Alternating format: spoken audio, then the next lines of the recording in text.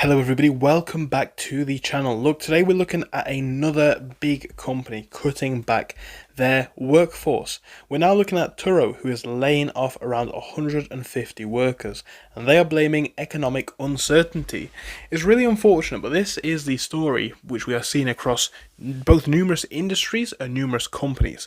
So many different businesses are cutting back on the number of staff that they have at the minute, citing costs, citing difficulty in the economy. It's a really difficult time to be a worker, and it's seemingly a difficult time to be running most businesses. Let's have a look at why Turo is taking this action and what the latest is.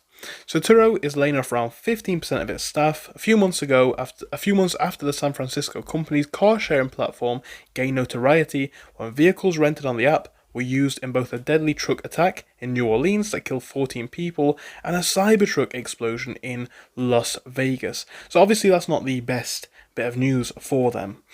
So, known as the Airbnb for cars, those who do not know, that is essentially what it is, right? They basically are a car rental platform. So they're called the Airbnb for cars in a lot of people's eyes. Turo has boasted 340,000 vehicle listings and nearly 1,000 employees in a March blog post from the CEO. Now, that number will drop by around 150.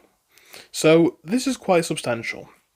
And this is apparently due to the ongoing economic uncertainty, which we'll have a look at in a second. But yeah, due to this uncertainty, and in order to strengthen their position for long-term growth, Turo has made a very difficult decision to reduce their workforce by around 15%. So again, that does equate to the number that we've seen.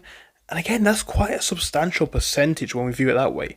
You know, a lot of the time when we compare companies like this to other companies like, let's say, Amazon or Intel, who are laying off potentially significantly more workers, this might not seem very large. However, the reality of this is, compared to the amount of people that they employ, this is quite a big number, and therefore it does matter.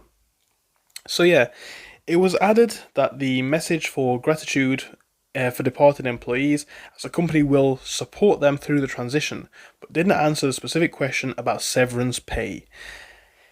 So they also wrote that Turo remains in a strong financial position and its team will progress, united in their mission to put the world's 1.5 billion cars to better use.